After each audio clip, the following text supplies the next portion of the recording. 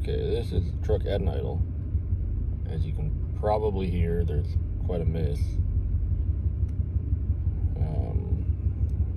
Fairly new to reading, a live stream or a data stream. I got it warmed up, ran to the store and grabbed a soda real quick, and it started acting up once I reached operating temperature, basically. Runs perfect when it's cold.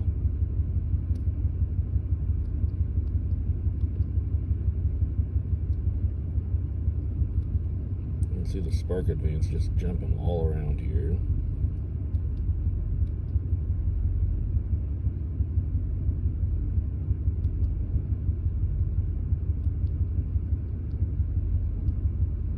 Short-term fuel trend too.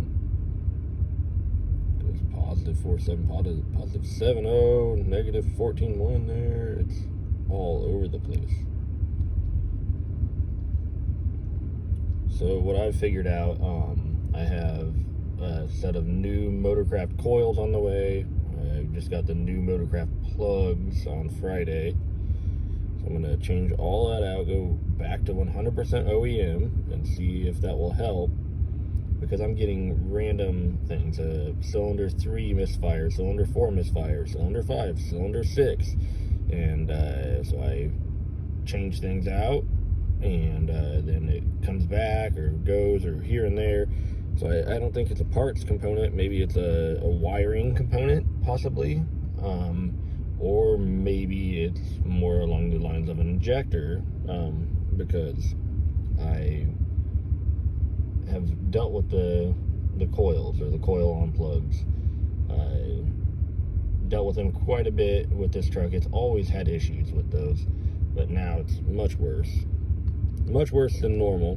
I did a quick test to bypass the EGR and see if the EGR was stuck and that was causing issues.